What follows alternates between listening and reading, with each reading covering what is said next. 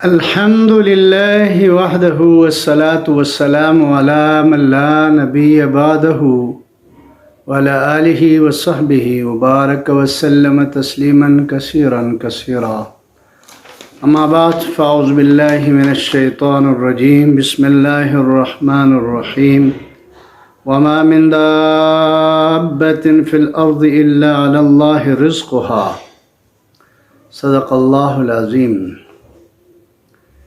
میرے محترم بھائی دوستو، آج ہم انشاءاللہ پارہ نمبر 12 کے انتہائی ضروری چند ایک آیات کو ہم آپ کی خدمت میں پیش کریں گے.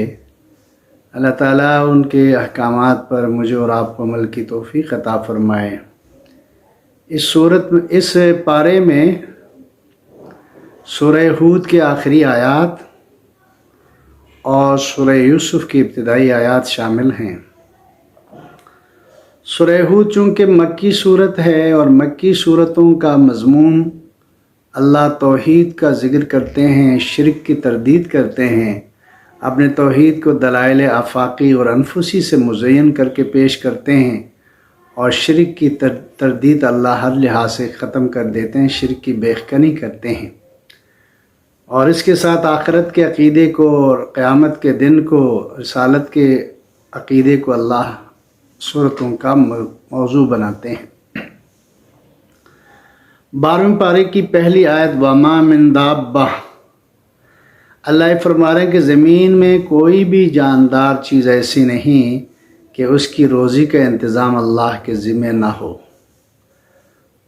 وَيَعْلَمُ مُسْتَقَرَّهَا وَمُسْتَوْدَعَهَا، اور اللہ اس جاندار کی عارضی رہائش کو اور اس کے مستقل رہائش کو بھی جانتا ہے.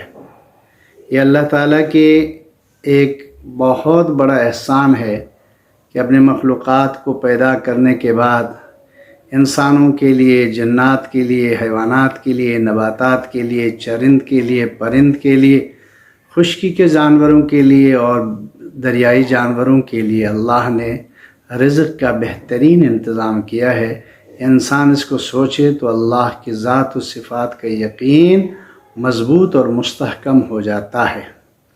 اس کے بعد اللہ تعالیٰ نے اپنے کائنات کی تخلیق کا مقصد اور اللہ نے اس کے طریقہ کار کو ذکر کر کے یوں فرمایا وَالَّذِي خَلَقَ السَّمَاوَاتِ وَالْأَرْضَ فِي 6 أَيَّامٍ وَكَانَ عَرْشُهُ عَلَى الْمَاءِ لِيَبْلُوَكُمْ أَيُّكُمْ أَحْسَنُ عَمَلًا. اللہ تعالیٰ نے فرمایا کہ اللہ تو وہ ذات ہے جس نے آسمان و زمین کو 6 دن میں پیدا کیا. یہ بھی ایک بڑا خوبصورت ٹاپک ہے کہ اللہ تعالیٰ 6 دن کیوں لگائے. حالانکہ اللہ کسی بھی کام کو کرنے کا ارادہ کرتے ہیں، جب ارادہ کرتے فیقول لہ کن فیکون، اللہ کن کہتا ہے وہ چیز ہو جاتی ہے. لہٰذا جو نا یہ 6 دن کا عرصہ اللہ نے کیوں لگایا. علماء اور محدثین مفسرین لکھتے ہیں اللہ تعالیٰ نے انسانیت کو جو نا بھائی سلیقہ سے، آرام سے، بغیر جلدی بازی کے کاموں کو کرنے کی تعلیم دی ہے، ورنہ یہ سارا نظام اللہ کے امر کن سے، خیال کی رفتار سے بھی جلدی پیدا ہو سکتا تھا، لیکن اللہ تعالیٰ نے اس کی تخلیق میں 6 دن لگائے. اور یہ بھی اللہ تعالیٰ نے فرمایا کہ اس کو ترتیب سے، اس کو جو نا مرحلہ وار اللہ نے پیدا کیا ہے اور اس میں پورے 6 دن لگے. اور اس کے ساتھ اللہ تعالیٰ نے فرمایا لِيَبْلُوَكُمْ أَيُّكُمْ أَحْسَنُ عَمَلًا. میرے بندو، اس کائنات کی تخلیق کا مقصد، یہ سارا نظام میں نے اس لیے چلایا ہے تاکہ میرے بندوں کے بارے میں علم ہو جائے کہ وہ یہ سمجھنے پائے کہ بھئی اللہ کیا چاہتے ہیں. یاد رکھو اللہ تعالیٰ انسان سے یہ چاہتے ہیں کہ ایُّکُمْ أَحْسَنُ عَمَلًا، کس بندے کا عمل بہترین ہے، کون احسن عمل کرتا ہے. عمل نہیں، بہترین عمل کا اللہ نے جہاں ذکر کیا ہے. اور بہترین عمل صرف امت مسلمہ کے لیے ایک ہی ہے. محمد صلی اللہ علیہ وسلم کی زندگی اور آپ صلی اللہ علیہ وسلم کے عمل سے ہٹ کر کوئی عمل بہترین نہیں ہے. اللہ تعالیٰ نے حضور صلی اللہ علیہ وسلم کی زندگی کو لَقَدْ جَاءَكُمْ رَسُولٌ مِّنْ أَنفُسِكُمْ عَزِيزٌ عَلَيْهِ مَا عَنِتُّمْ حریص علیکم بالمؤمنین رؤوف الرحیم. اللہ نے اس رؤوف الرحیم نبی صلی اللہ علیہ وسلم کی زندگی کو میرے اور آپ کے لیے بہترین قرار دیا ہے۔ کوئی بھی عمل ہو اس کے طریقے پر کرنے سے وہ کام و عمل احسن ہو سکتا ہے۔ اس کے بعد پھر اللہ تعالیٰ نے مشرکین مکہ جو نبی پاک صلی اللہ علیہ وسلم سے من پسند معجزات کا اظہار کرتے اور کیا مطلب کہ فضول قسم کے معجزات کا مطالبہ کرتے، اللہ تعالیٰ نے ان کا ذکر کر کے فرمایا کہ میرے نبی آپ کو دلگیر ہونے کی ضرورت نہیں ہے، یہ آپ کو ہی تنگ نہیں، اس سے پہلے بھی نبیوں کو اس طرح کے لوگوں نے تنگ کیا ہے، لہٰذا آپ ان کی باتوں پر کام نہیں دھرنا، اپنا کام جاری رکھیے، اپنے دعوت اللہ کا کام مضبوطی کے ساتھ کیے جائیے، اور اسی کے اندر اللہ نے کامیابی کا ذکر کیا ہے۔ اس کے ساتھ اگلی آیات میں اللہ نے قرآن کا وہ چیلنج دوبارہ اللہ نے ذکر کیا ہے۔ میں نے آپ کو بتایا تھا کہ قرآن مجید جو نا 3 قسم کے چیلنجز کرتا ہے دنیا کے انسانوں کو۔ ایک تو یہ کہ قرآن مجید جیسی کوئی کتاب اگر کوئی بنا سکتے ہیں تو بنا کر لائیں، تم بھی بڑے فصیح و بلیغ لوگ ہو، بڑی اپنی زبان دانی پر تم کو بھی بڑا شعور حاصل ہے، لہٰذا جو نا کوئی قرآن جیسی کتاب بنا کے لاؤ۔ اگر یہ نہیں ہے تو قرآن کی جو نا کوئی 10 صورتوں کی طرح تم صورتیں بنا کے لاؤ، نہیں تو کم از کم ایک چھوٹی صورت بنا کے لاؤ۔ یاد رکھو یہ 3 چیلنجز ہیں، ابھی تک ہیں، قیامت تک رہیں گے، انسان ان کا مقابلہ نہیں کر سکیں گے، کیونکہ قرآن مجید اللہ کا معجز کلام ہے، یہ اللہ کا اپنا کلام ہے۔ ہمارے اور آپ کی آسانی کے اللہ نے اس کے الفاظ کے قالب دے کر ہمارے اوپر کتابی شکل دے کر جو نازل فرمایا ہے، میرے اور آپ کے لیے اور قیامت تک آنے والے انسانوں کے لیے اس کو ہدایت و رہبری کا ذریعہ بنایا ہے۔ اس کا مقابلہ انسانوں کے بس میں نہیں ہے۔ اس کے بعد آیت نمبر 25 سے لے کر سورہ ہود کے آخر تک اللہ تعالیٰ نے جو 5-6 نبیوں کا ذکر کیا ہے، ان نبیوں کے واقعات کو تفصیل کے ساتھ بیان کیا ہے۔ نوح علیہ السلام کا واقعہ اللہ نے ذکر کیا ہے کہ نوح علیہ السلام 950 سال تک اپنی قوم کو بت پرستی سے روکتے رہے، توحید کی تعلیم دیتے رہے، شرک سے جو ان کو بچانے کے لیے کوشش کرتے رہے، لیکن ان لوگوں نے حضرت نوح علیہ السلام کی ایک نہیں سنی۔ اللہ تعالیٰ نے طوفان کی شکل میں زمین سے آسمان سے پانی کو نازل کر کے، واقعہ آپ کو معلوم ہے، اللہ تعالیٰ نے اس کو ختم کر دیا، اور نئی انسانیت حضرت نوح علیہ السلام کے بعد اللہ نے شروع فرمائی۔ اور اس کا ذکر اللہ تعالیٰ کرنے کے بعد حضرت ہود علیہ السلام کا ذکر کرتے ہیں۔ ہود علیہ السلام کی جو قوم تھی، قوم عاد کے نام سے مشہور ہے، قرآن مجید کی اس کے بارے میں بتاتا ہے کہ یہ سب سے زیادہ طاقتور اور مضبوط قوم تھی، اور حضرت ہود علیہ السلام نے اس قوم کو سمجھایا، اللہ کی توحید کی دعوت دی، اللہ کی عبادت کی دعوت دیتے رہے، ان کو شرک سے منع کرتے رہے، بت پرستی سے منع کرتے رہے، لیکن اس قوم نے اس کی ایک نہیں سنی، تو اللہ تعالیٰ نے ان کے اوپر جو ہوا کا طوفان نازل فرمایا، اور وہ اتنے سخت تھے کہ ان کو اڑا کر آسمانوں پر لے گئے، اور ان کے سر آپس میں ٹکراتے رہے، اور اللہ تعالیٰ نے 7 دن 8 راتیں ان کو اسی طرح کر کے ذلیل کر کے ان کو موت دے دی، اور ان کے وجود کو اللہ تعالیٰ نے ختم کر دیا۔ اس کا اللہ تعالیٰ نے ان آیات میں ذکر کیا ہے۔ اور اس کے ساتھ پھر صالح علیہ السلام کی قوم کو اللہ نے خصوصی طور پر ذکر کیا ہے۔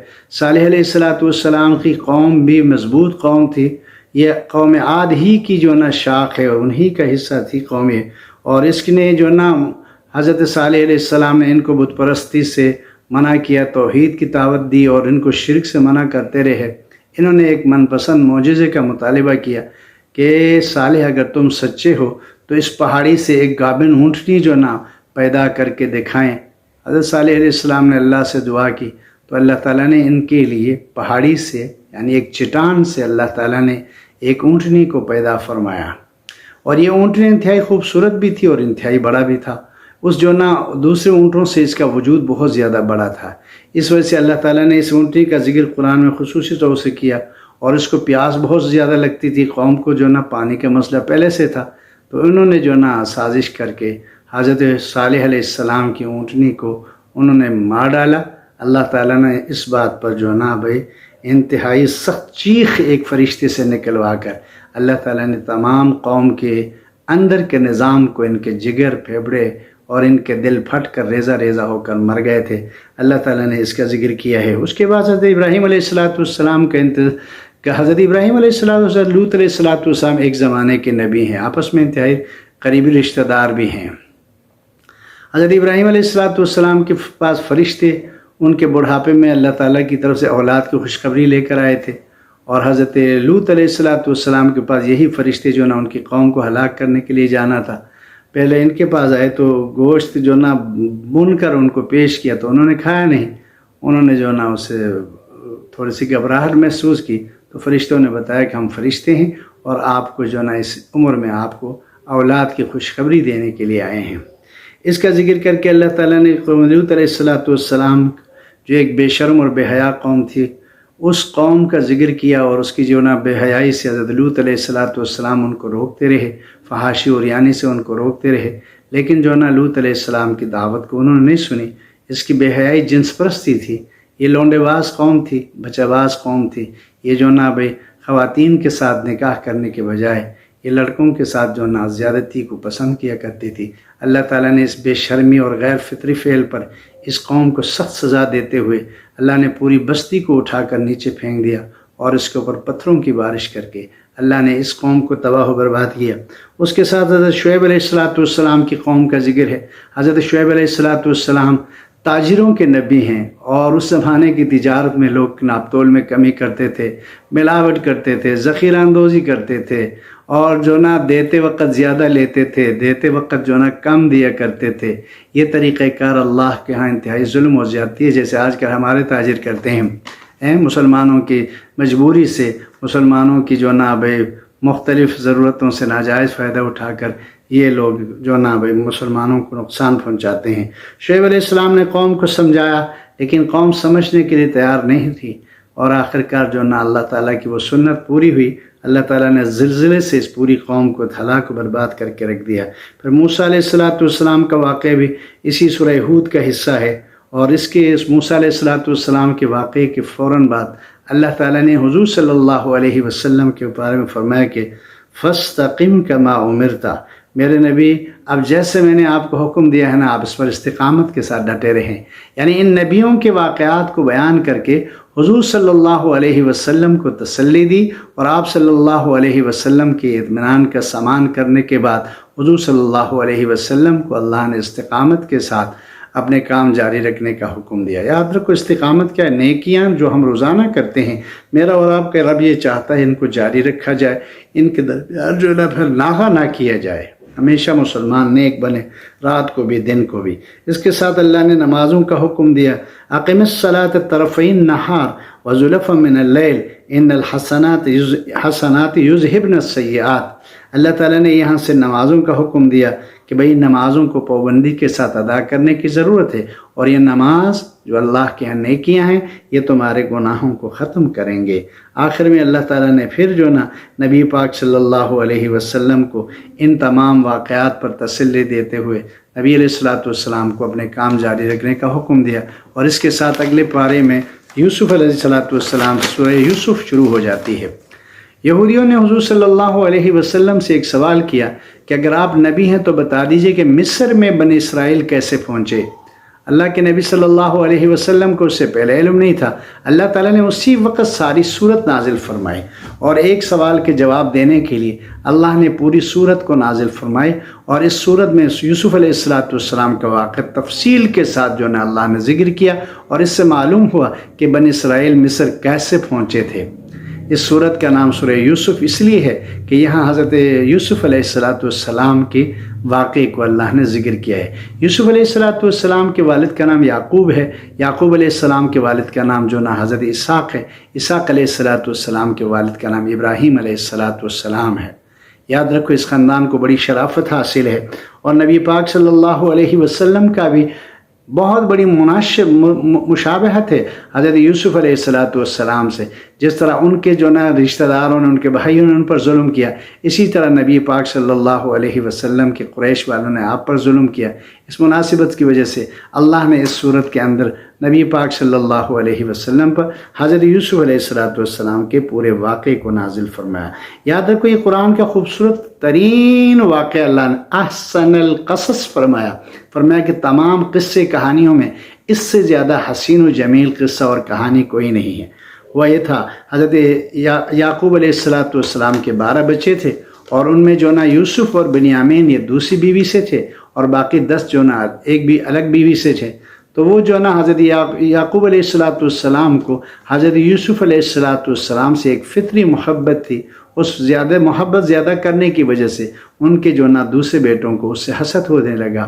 پھر اس دوران حضرت یوسف علیہ السلام نے ایک خوبصورت خواب دیکھا، انی رأیت احد عشر کوکبا والشمس والقمر رأیتهم لی ساجدین، 11 ستاروں کو، چاند اور سورج کو اپنے سامنے سجدہ کرتے ہوئے دیکھا۔ تو حضرت یعقوب علیہ السلام نے فرمایا کہ بیٹا اس خواب کا ذکر اپنے بھائیوں سے نہیں کرنا، وہ تمہارے ساتھ حسد کریں گے۔ ایسا ہی ہوا، اور انہوں نے جو نا حضرت یعقوب علیہ السلام کی محبت کو جانبدارانہ کہہ کر حضرت یوسف علیہ السلام کے قتل کی پلاننگ کرنے لگے، اور اس کو برگلا کر اپنے ساتھ جنگل میں لے گئے، اور وہاں جو نا مشورے سے اس کے قتل کا بھی مشورہ آیا تھا، لیکن جو نا ان کے بڑا بھائی جو یہودا تھا اس نے مشورہ دیا کہ اس کو کسی کنواں کے اندر پھینک دیتے تھے۔ حضرت یوسف علیہ السلام خوبصورت کم عمری میں اس کو انہوں نے جو نا اٹھا کر اس کنواں میں پھینک دیتے ہیں۔ اللہ تعالیٰ اپنے نبی کو اور رسول کو اس کے اندر جو نا اس کی حفاظت سے اس کو نیچے لے جاتے ہیں، اور اللہ تعالیٰ اس کی حفاظت کرتے ہیں۔ وہاں سے پھر قافلے والے آ کے جو نا ان کو نکالتے ہیں، اور جو نا یہاں سے یوسف علیہ السلام مصر کے بازار پہنچتے ہیں، وہاں لوگ اس کی بولی لگاتے ہیں، اور زلیخا عزیز مصر کی بیوی اس کو خرید کر اپنے پاس اپنے جو محل میں لے جاتے ہیں۔ جب آپ جوان ہوئے تو انہوں نے آپ کے ساتھ جو نا بدکاری کرنے کے لیے، اپنے ساتھ جو نا غلط کام کروانے کے لیے حضرت یوسف علیہ السلام پر جب حملہ کرنے کی کوشش کی، اس سے پہلے محل کے سارے دروازے بند کیے، اور حضرت یوسف علیہ السلام کے ساتھ جو نا غلط کام کرنے کے لیے انہوں نے تیاریاں کی، تو اللہ تعالیٰ نے یوسف علیہ السلام کو وہاں سے نکلنے کا حکم دیا۔ آپ بھاگتے رہے، باہر آتے رہے، اور اللہ تعالیٰ نے ہر بند دروازے کو آپ کے لیے کھولا۔ اس طرح جو نا آپ باہر آئے، تو جب آخری دروازے میں پہنچا تو عزیز مصر سامنے آیا، تو زلیخا نے سازش کرتے ہوئے سارا الزام حضرت یوسف علیہ السلام پر لگایا۔ حضرت یوسف علیہ السلام نے فرمایا، دیکھا جائے اگر جو نا میری قمیص کو دیکھے، انہوں نے میرے اوپر اٹیک کیا، میری قمیص پیچھے سے پھٹی ہوئی، آگے سے نہیں۔ اور یہ وہ موقع ہے جہاں اللہ تعالیٰ نے حضرت یوسف علیہ السلام کو جو نا اس کی پاکی کو ذکر کیا، اور اس کے پاک ہونے کو اللہ تعالیٰ نے جہاں ذکر کیا، اور آگے ایک بچے کی گواہی بھی ہے، اس نے بھی گواہی دی، چھوٹا دودھ پیتے ہوئے بچے نے، شیرخوار بچے نے حضرت یوسف علیہ السلام کے پاک ہونے کی گواہی دی۔ اور حضرت یوسف علیہ السلام کی جو نام ہے، اس کے بعد آپ کو جیل بھیجتے ہیں۔ جیل میں جو نا آپ کو قیدیوں سے ملاقات ہوتے، لمبا واقعہ ہے۔ آگے جو نا پھر عزیز مصر کی بیوی کے حالات کو دیکھ کر مصر کی خواتین نے اس زلیخا کے بارے میں مختلف جو نا چمگوئیاں کرنے لگی، تو انہوں نے جو نا پھر ان کی دعوت کی۔ اس دعوت میں جو نا ان کے ہاتھ میں ایک چھری دے کر سب کو کوئی پھل کاٹنے کے لیے دیا، اور اس دوران حضرت یوسف علیہ السلام کو باہر نکلنے کا حکم دیا، تو وہ باہر نکلے تو انہوں نے جو نا اپنے انگلیوں کو کاٹ ڈالے۔ اس کا ذکر یہاں اللہ تعالیٰ نے ذکر کیا ہے۔ اس کے ساتھ جو نا اس 12ویں پارے کے آخر میں اس زمانے میں جو بادشاہ تھا مصر کا، اس نے ایک خواب دیکھا۔ اس خواب میں جو نا اس نے دیکھا کہ موٹی تازی گائے ہیں، اور وہ جو نا پتلی گایوں کو کھا رہی ہیں۔ تو اس کو جو نا دیکھ کر اس خواب کی تعبیر کے لیے حضرت یوسف علیہ السلام سے رابطہ کیا گیا۔ حضرت یوسف علیہ السلام جو نا واپس آ کر اس کی تعبیر بتائے کہ بھئی مصر میں قحط آنے والا ہے، اس کا طریقہ کار، اس سے بچنے کا طریقہ بھی حضرت یوسف علیہ السلام نے سمجھایا۔ اور عزیز اس زمانے کے جو مصر کا بادشاہ تھا، اس نے حضرت یوسف علیہ السلام کو جیل سے آزاد کرنے کا ارادہ کیا۔ تو انہوں نے شرط لگائی کہ جن خواتین نے میرے اوپر الزام لگایا ہے، اگر ان سے جو نا مجھے بچایا جائے تو میں جیل سے باہر نکلوں گا، اگر نہیں تو پھر میرے لیے جیل ہی اچھا ہے۔ اس طرح جو نا حضرت یوسف علیہ السلام کے اوپر بھائیوں نے ظلم کیا اور بھائیوں نے حسد کیا۔ اللہ تعالیٰ نے اپنے نبی کو دنیا میں عزت ہی عطا کرتے ہیں۔ بہت سارے تکلیفات کے بعد، بہت صبر کی مشق کرانے کے بعد حضرت یوسف علیہ السلام کو مصر کا اللہ وزیر خزانہ بناتے ہیں۔ اور اگلے جو نا پارہ نمبر 13 میں اس کے ضروری واقعے کے ضروری پہلوؤں کو کل ہم جاننے کی کوشش کریں گے۔ اللہ تعالیٰ مجھے اور آپ کو سمجھ عطا فرمائے۔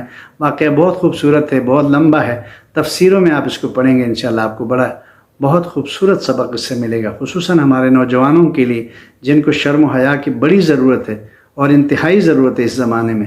اگر یہ اس واقعے کو پڑھیں گے جس میں اللہ تعالیٰ نے یوسف علیہ السلام کی شرم و حیا کا خوبصورت انداز میں یہاں ذکر کیا ہے، ہمارے نوجوانوں میں ہمارے اندر شرم و حیا پیدا ہو جائے۔ اللہ تعالیٰ مجھے اور آپ کو عمل کی توفیق عطا فرمائے اور ہمارے اوپر رحم فرمائے، تمام مسلمانوں پر رحم فرمائے، پاکستان پر امن اور سلامتی نازل فرمائے، خوشحالی اور استحکام نازل فرمائے، دنیا کے تمام مسلمانوں کے مسائل کو حل فرمائے، مسلمانوں کی مغفرت فرمائے، مسلمانوں پر رحم فرمائے۔